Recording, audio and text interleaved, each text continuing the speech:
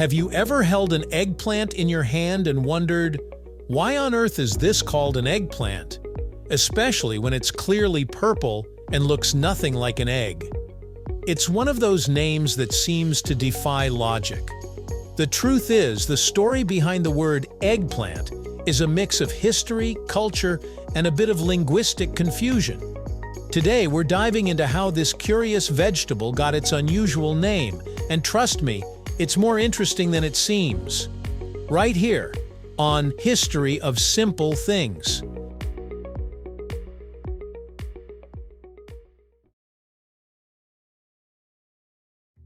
First, let's talk about the plant itself.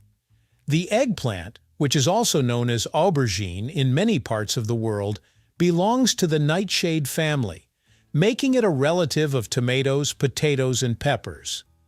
Its origins trace back thousands of years to India, where it was first cultivated around 300 BCE. Early eggplants were not the deep purple we are familiar with today. Some varieties were white, small, and indeed somewhat oval, resembling eggs. These early forms are a key piece of the naming puzzle. When the plant traveled west, it eventually made its way through the Middle East and into Europe, changing shape, color, and eventually name along the way. The English name eggplant comes from the appearance of these early white varieties. When European botanists first encountered the plant in the 16th and 17th centuries, the small white fruits reminded them of goose or chicken eggs. Imagine seeing a small, smooth white vegetable and thinking it looks like an egg. It's a perfectly reasonable association. The word itself didn't appear in English texts until the 18th century, and it was used specifically to describe those egg-shaped white varieties. So while today's common purple eggplant might not resemble an egg, the name stuck, even after the vegetable evolved into its now more familiar form. Interestingly, English is not the only language with a name inspired by the plant's shape.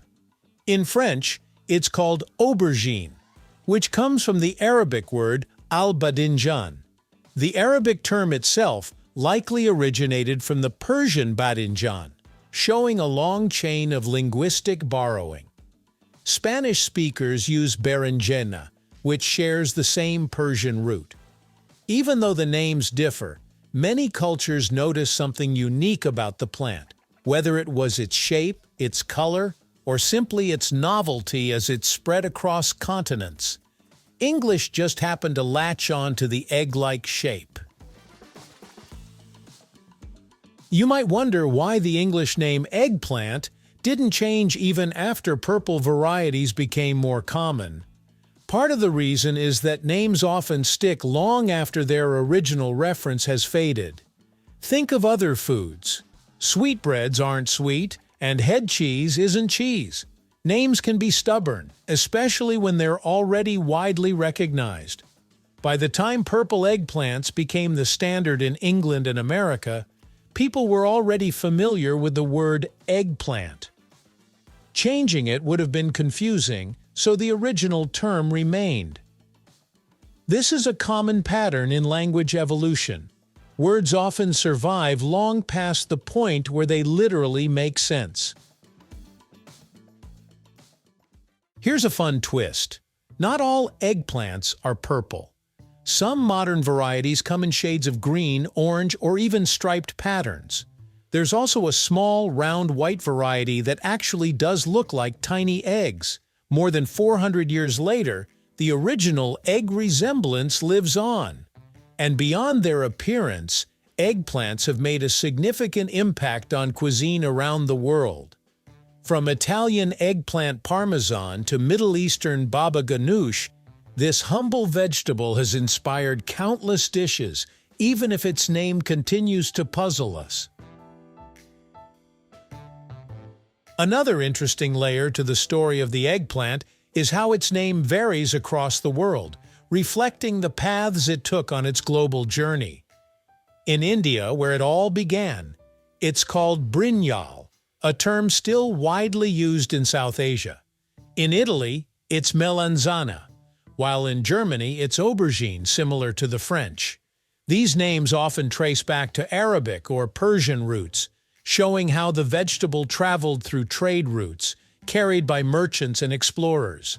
The English eggplant is unique in focusing on appearance, while other cultures leaned toward linguistic adaptations of its origin. This shows how food isn't just about eating, it's also about history, travel, and the stories people tell as they share ingredients across continents. So the next time you see an eggplant at the grocery store, remember that its name is a little historical relic, a linguistic souvenir from the days when the vegetable first arrived in Europe. Names like this remind us that language is as much about culture and history as it is about logic. Eggplant is a small example of how humans take what they see, compare it to what they know, and create a label that sometimes makes perfect sense at first glance, and none at all centuries later. The name eggplant may sound odd today, but it's really a small snapshot of the vegetable's long, winding history. What started as a tiny white fruit in ancient India slowly made its way across cultures, absorbing new meanings and new appearances along the way. The original egg-like varieties might not be the ones we usually see anymore, but their influence lives on in the name that stuck. And that name, simple as it is, reminds us how people once made sense of unfamiliar plants by comparing them to familiar shapes. In this case, the humble egg became the reference point for something entirely new. When you hold a modern eggplant, smooth and deep purple, it might seem strange that anyone ever compared it to an egg. Yet that's the beauty of language. It carries stories that survive long after the world has changed. Every time you slice into one, grill one, or toss it into a recipe, you're also carrying forward centuries of cultural exchange and curiosity. The name eggplant isn't just a label. It's a little piece of history that traveled through trade routes, languages, and generations to end up in your kitchen today. Thank you for watching. If you have suggestions for our next video, feel free to share them in the comments below. We'll be sure to give you an acknowledgement for your contribution. If you enjoyed this video, please check out our other bingeable channels. Thank you for joining us on this journey through the history of simple things. Don't forget to like, subscribe, and stay tuned for more stories woven through the smallest details.